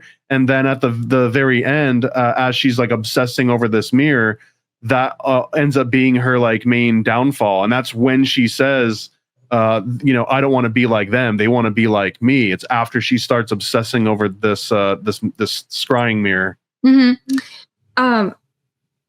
So there's a lot of thelemic themes in this. I think on the wall of one of the girls' apartment, it actually says "do without will." And in the script, so Jay covered this in Esoteric Hollywood 2. And Baselit Analyzer did a really good deep dive on this movie too, so shout out to both of those guys. But BLA said that in the script of the movie, Ruby actually has a copy of a Crowley book. So they are definitely a coven of witches. So Jessie, the innocent girl, comes upon these three girls, and it's very Shakespearean in their weird sisters, right? And they're the ones taking her down this path of initiation. And they go to this party, and you have, this bondage ritual at this club. And she starts getting these jobs over the other models who are more connected and more experienced than her, right? And there's this one scene where she's up against like a whole room of models and they're walking around in their underwear. And honestly, I mean, they all have the same body type. They all have a similar aesthetic. There's nothing really to pick out that differentiates one from another, but she has that thing, which is innocence. And the casting director is like, I've been waiting for her because she's untainted by this industry, right? Well, also the two girls, Jenna Malone is Ruby, and she kind of acts as like a mentor to Jessie. She's the one that drives her, around to all these photo shoots and introduces her to all these directors and producers. But then also her other two friends, I just call them both Sour Milk, because they're in a cafe at some point, and they're like, "Oh, you're the new girl. You're the new, hot thing that everyone wants." And one of the girls tells the other one, it's like, "Well, what do you want? Sour milk or fresh meat?" They want the fresh meat. Mm-hmm. So both of those girls in this movie, they're like 29, I think. They're like about to turn 30. So in the fashion world, I guess 29 is Sour Milk. And Elle Fanning, Jessie in this movie, when she's talking to Christina Hendricks, there's this line where she's like, "Well, how old are you?" And I think she's honest. She's like only 16, and she was only 16 when they were making this movie, 16 or 17. Mm-hmm. But Christina Hendricks tells her, "Well, if anyone asks, tell them that you're 19. Don't say 18 because it's too on the nose, but tell them that you're 19." Mm-hmm. And Jessie's like, "Oh, no one's going to believe that, right? Like I look so young." But then Christina Hendricks says, "Honey, people believe what they're told." And I just thought that her telling her that, well, again, was this telegraphing of the revelation of the method, where she's telling her right now, like, people believe what they're told, and that everything that I just told you and everything you're about to hear, you're only going to believe it because just someone is saying it to you, but none of this is true. So that was another one of these outs, but it also was the thing that separated her from every other girl that's going up in these casting, is she's literally illegal. She's underage and she's lying about being this age. And that's why all these directors, like, I almost, if they're like agents of the devil, right? If they're all like demons or something, they're like, "Oh, here's this virgin that's willing to break the laws, right? She's willing to bend the rules." Mm-hmm. So maybe there's something here that we can elicit out of her. Well, she's that maiden that they specified in The Magician. She's the young, fair-skinned, blonde hair, blue-eyed genetic phenotype that they are looking for. And emphasis on the fair skin, because there's also a scene later on where Jenna Malone or Ruby in this movie, I guess she just moonlights as this sort of mentor figure that connects everyone. What she really does, she's a mortician, and she does the makeup on these dead bodies. And she starts kind of like making out on this dead body. It's like a proxy to what she's thinking about with Jessie. And I was just wondering in that scene, is that because Jessie's skin is so fair that she almost looks like a corpse, and that's just more alluring to Ruby because she looks like a corpse? That was so hard to watch. I mean, I don't necessarily recommend watching this movie if you're easily grossed out, because I had to look away. I mean, she climbs on a dead body and does her thing. And so I think, do you remember that scene where so Jessie is living in this Fleabag motel until she makes it, right? Right, with Keanu Reeves as a landlord. Right. And there's a scene where a mountain lion gets in her room and trashes her room. And I'm thinking, is this mountain lion a cougar? Is this alluding to the older women preying on younger women because of, the cougarness? Or is it just like the industry that consumes you like a beast? I don't know. But Jenna Malone is definitely the predator in this scenario. Yeah, I felt like there was something. I don't know how much I want to bend over backwards to make the connections, but there's a certain line when Jessie's boyfriend goes to talk to Keanu Reeves because he gets called in when she realizes there's a mountain lion in her room, right? And she calls the super over, and he's like, "You're gonna pay for this," right? Because there's a freaking mountain lion in the room and it's like destroyed the room. So he's like, "You're gonna pay for this." So a few days later, the boyfriend goes to talk to Keanu Reeves, and he's like, I don't think she should have to pay for this as a mountain lion.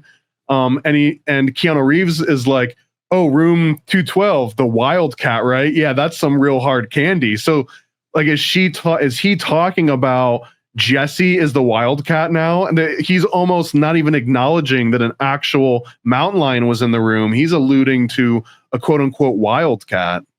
Yeah, well, he even says like he attempts to tempt the boyfriend to buy something from him, and this is a very ambiguous. Like, is this a human TRAFF hotel?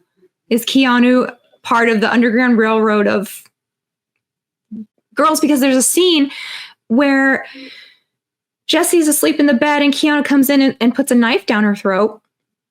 And she wakes up and hears somebody else being attacked in the room next door.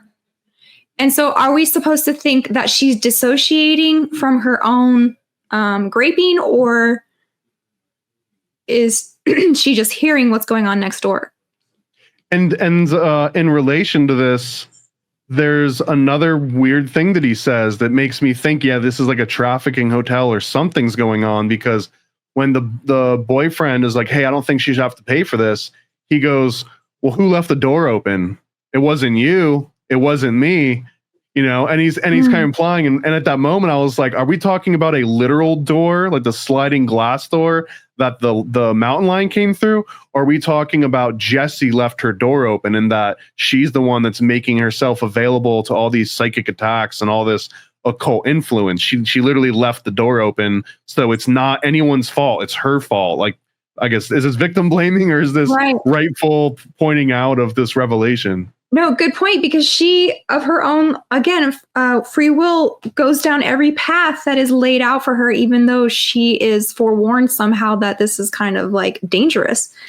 Even to the photographer, who is kind of like a Terry Richardson character. Right, yeah. I recognize him from Dexter, I think.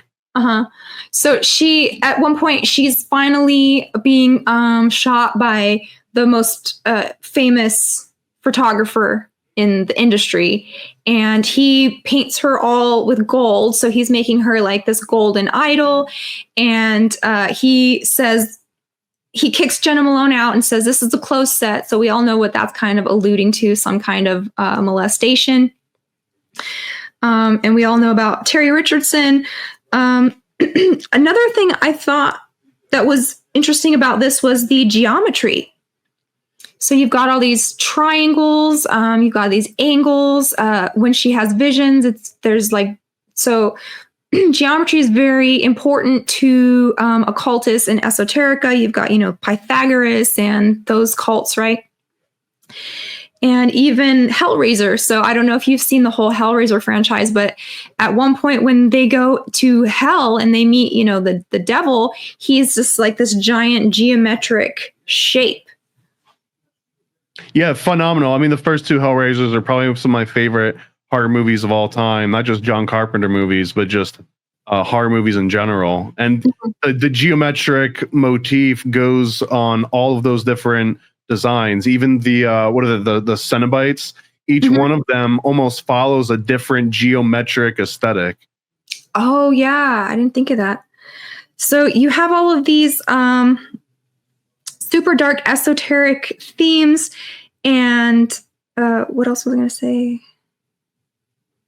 The moon comes up a couple times when they talk about the moon is watching me, and there's one point at the climax, after they kill her, Jenna Malone's shown like with her legs open towards the full moon, right? And this like adoration of the moon kind of ritual.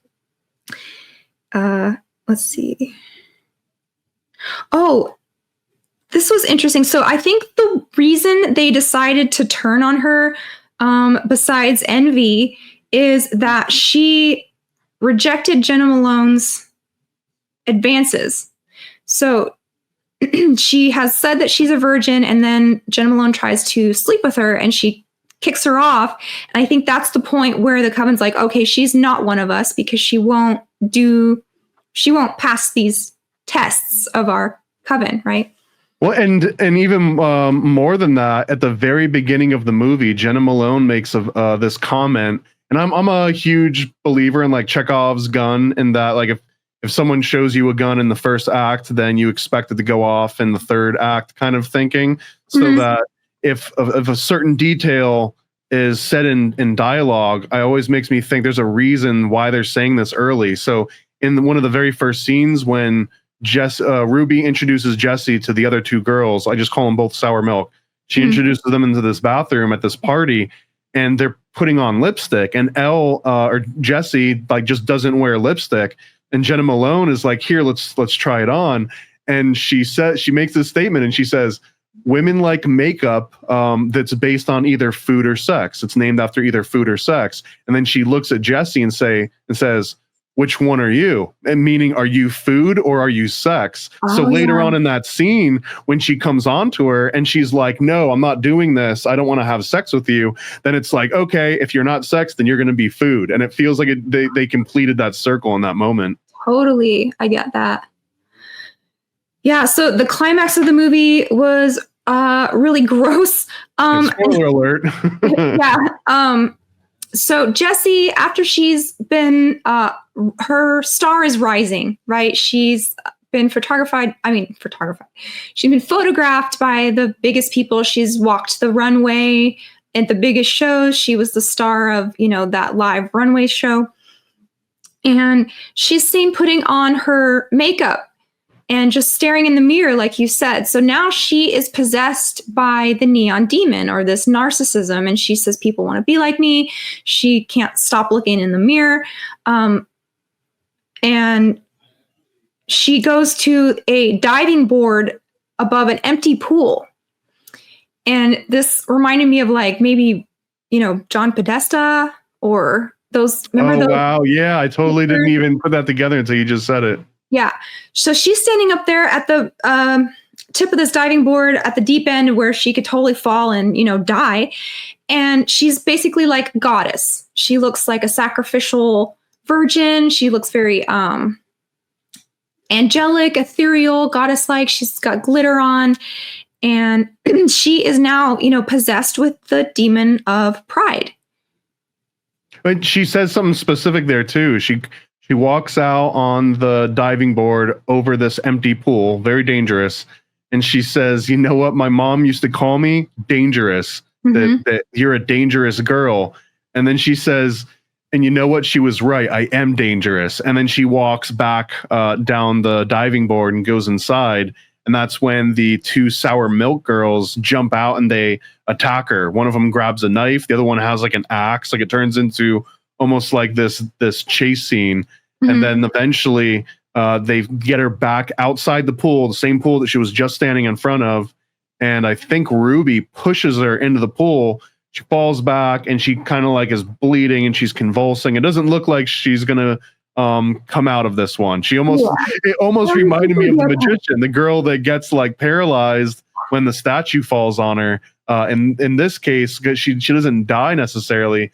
And then it implies the very next scene after that happens, it shows Ruby, Jenna Malone, in this bathtub just covered in blood, kind of like an Elizabeth Bathory sort of moment. And then she looks over, and in the room that she's in, inside the shower, the other two Sour Milk girls, they're kind of taking a shower with each other, also covered in blood, but they're like licking like blood chunks and like licking the blood off of each other.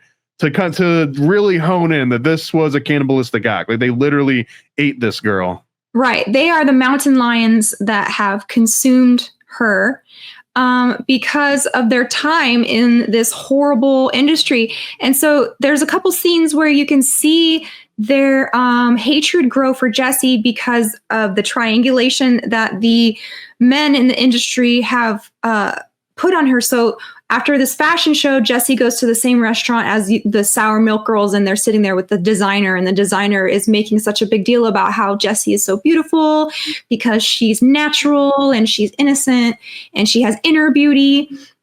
And you can just see the other two girls are like dying of envy. And he even does this thing where he takes the other seasoned model blonde girl and says, stand up. And she has admitted that she's had plastic surgery to make her more attractive. And he says, stand up and turn around. And it's a very potent, like humiliation type thing. Like, this is the best you can do. Even with all of your resources, you'll never be as good as Jesse naturally. Yeah, the quote that he says something like, you can always tell when beauty is manufactured. Mm-hmm. I mean, because they were talking about all this different sort of like plastic surgery. And then he goes on to say that beauty is the highest currency that we have, like all that humans have. Mm-hmm. And that without it, none of them would be anything. And he's talking to Jesse at this point, like, don't mistake it. She just happens to be beautiful. And that's the only thing that anyone cares about her.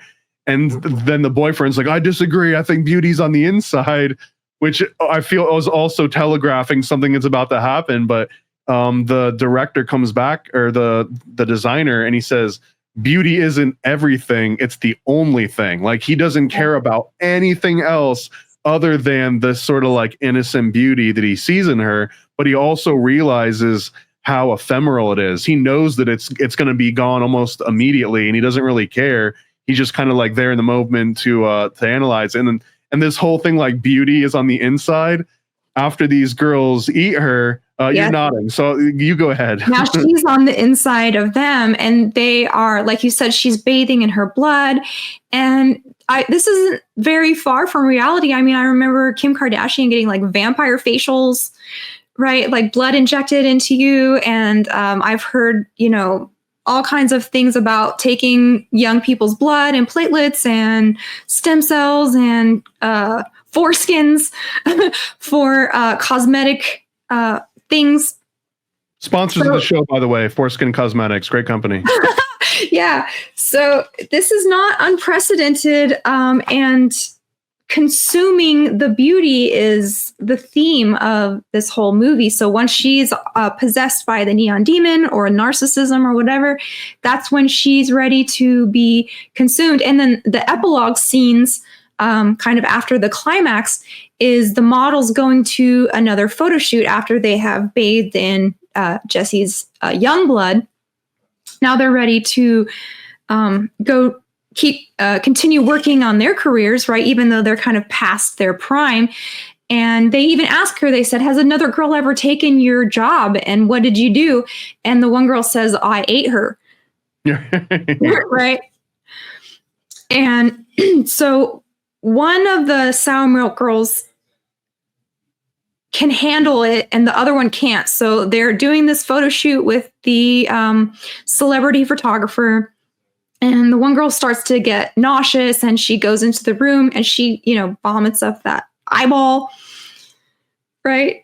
A blue-eyed eyeball. And she said, I needed to get her out of me when she did that. And then she reaches for a pair of scissors and then finishes the job. She offs herself. And at that moment, I assume that this was her, like, still trying to get her out of her, because she tries to, like, cut her stomach open, which is where Jessie is now, right? So she's in her stomach. She's just trying to get her out, and then that ends up being the end of her. And the other girl is the other Sour Milk girl is just standing there watching, cool as a cucumber. So, like, you can tell that she was made for this life, and the other girl she wasn't made for it. Right. And she then picks up the eyeball and pops it in her mouth.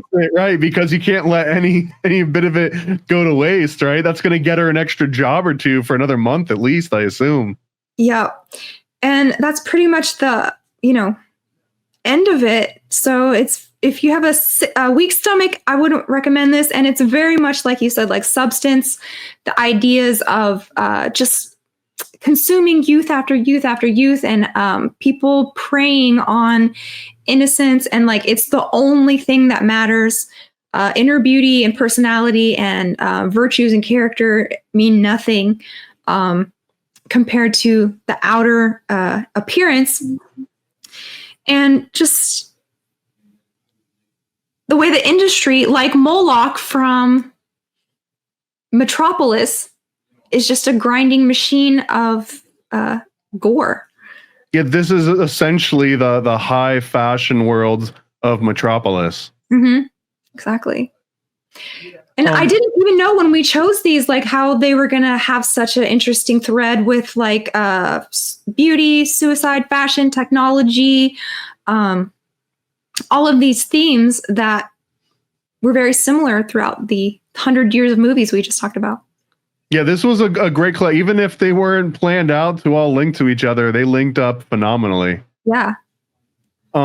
If you like this, Jamie's got so much more content that breaks down occult movies and occult pop culture.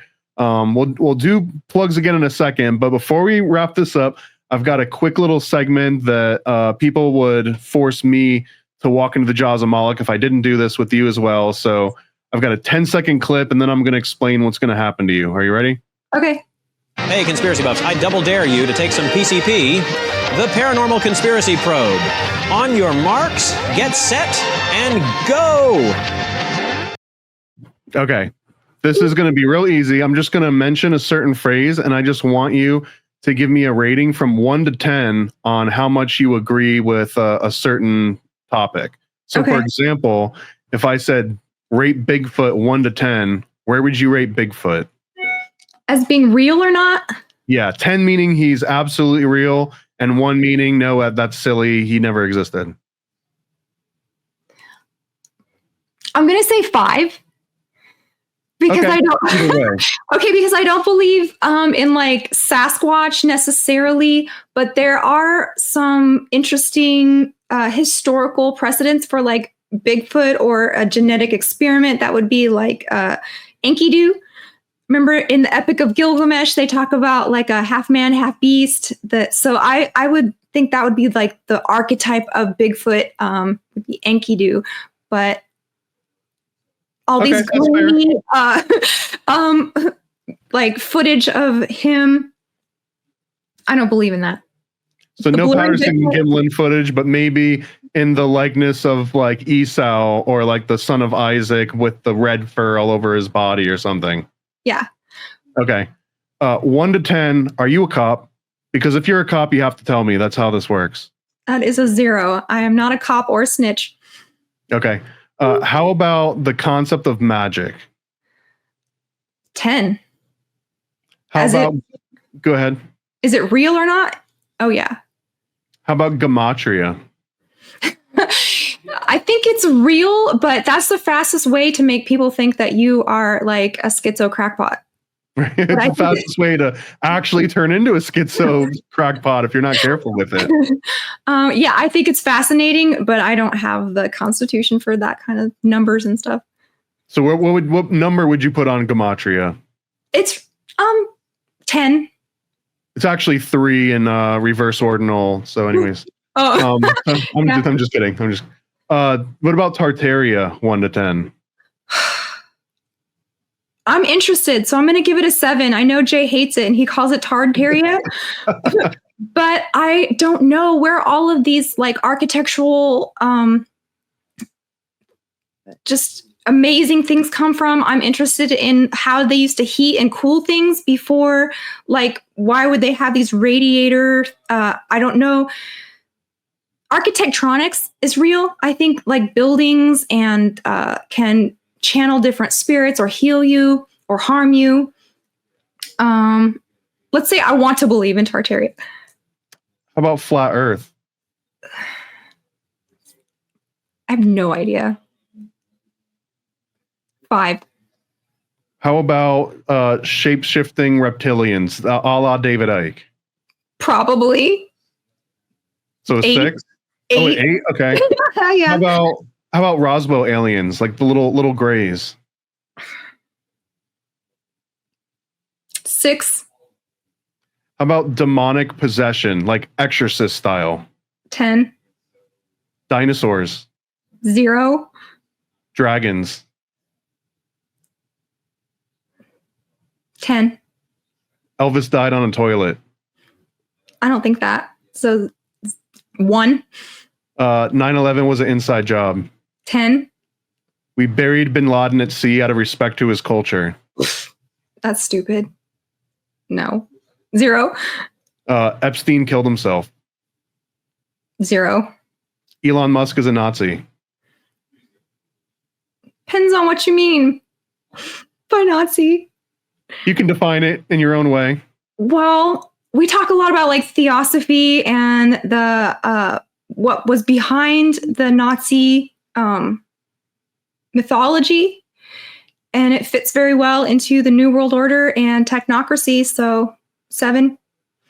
Celebrity clones. 5. Remote viewing. 10. Are you familiar with Robert Anton Wilson and Prometheus Rising at all? I know who he is, but I didn't read the book though. Okay, well, in one of the, I'll give you some context on this then, and I'll wrap this up with one or two after this. In Prometheus Rising, he has this challenge where he's trying to get you to figure out if magic is real or not, and he says that when you walk around for the next week or whatever, every time you look down at the ground, imagine yourself finding money, that you find like 25 cents or $1 or $5 bill, and at a certain point, you actually will find money.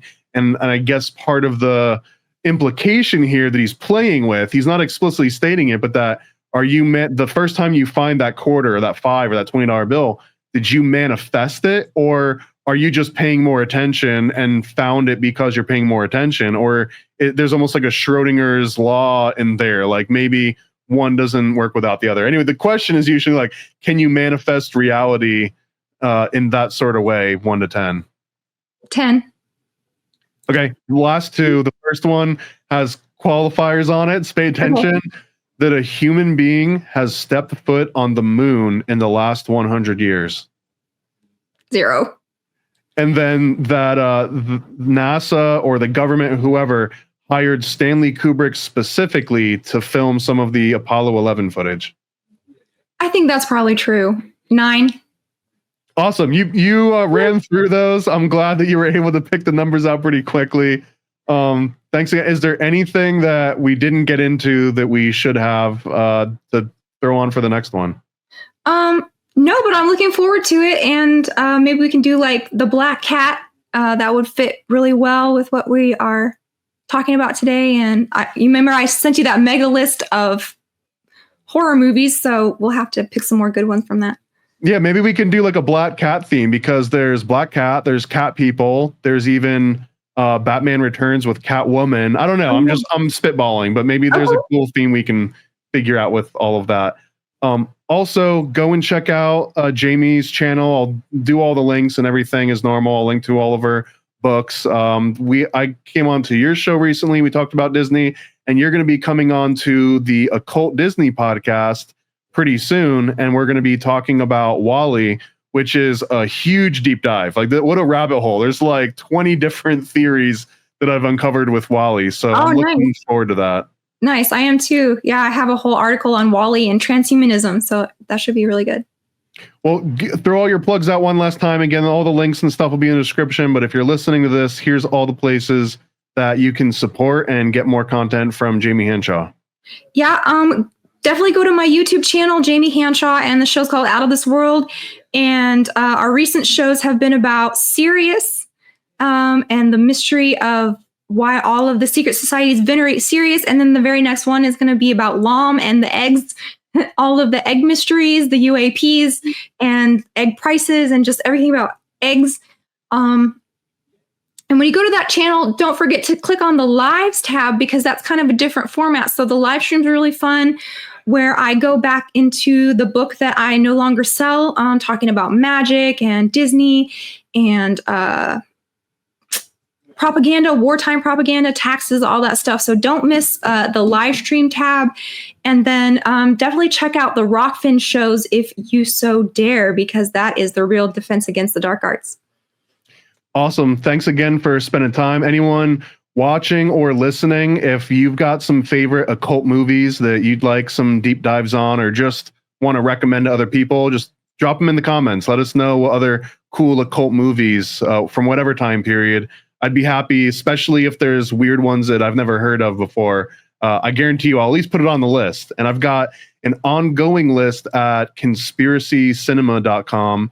So any movie that piques my interest that I want to get around to, I'll add it to Conspiracy Cinema. And then once we cover that movie, I'll put links to all the different episodes and everything on there. So even this one, I might go ahead and add Metropolis and The Seventh Victim and Neon Demon. I'll add those all to conspiracycinema.com and then link to this interview that you just listened to. So thanks again, everyone, for coming along, Paranoid American Podcast.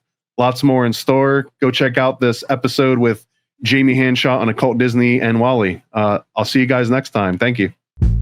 Ready for a cosmic conspiracy about Stanley Kubrick, moon landings, and the CIA? Go visit nasacomic.com. NASAcomic.com, CIA's biggest con. Stanley Kubrick put us on, that's why we're singing this song. I'm NASAcomic.com, go visit NASAcomic.com. Go visit NASAcomic.com.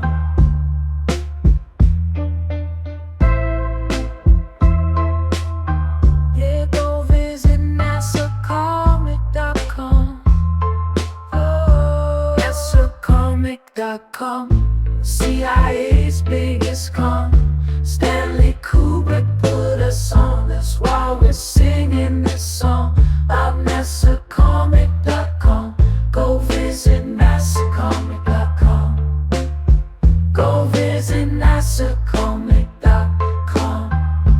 Yeah, go visit NASAcomic.com. Never a Straight Answer is a 40-page comic about Stanley Kubrick directing the Apollo space missions.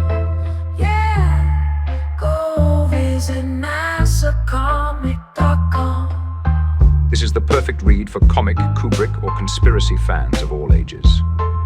For more details, visit nasacomic.com. Paranoid. Yo. I scribble my life away, driven to write the page. Will it enlighten your brain? Give you the flight, my plane, paper the highs ablaze. Somewhat of an amazing feel when it's real to real. You will engage it. Your favorite, of course, the Lord of an arrangement. I gave you the proper results to hit the pavement. If they get emotional, hey, maybe your language, a game, how they playing it well without Lakers. Evade them, whatever the cost, they are the shapeshift. Snakes get decapitated, met is the apex. Execution of flame you out, nuclear bomb distributed at war, rather gruesome for eyes to see. Max them out, then I light my trees. Blow it off in the face, you're despising me for what though? Calculated and rather cutthroat. Paranoid American must be all the blunt smoke for real. Lord, give me a day away, vacate. They wait around to hate whatever they say. Matters not in the least bit. We get heavy rotate when a beat hits, so thank us, you're welcome. Fuck the niggas for real, you're welcome. They ain't never had a deal, you're welcome. Man, they lacking appeal, you're welcome. Yet they doing it still, you're welcome.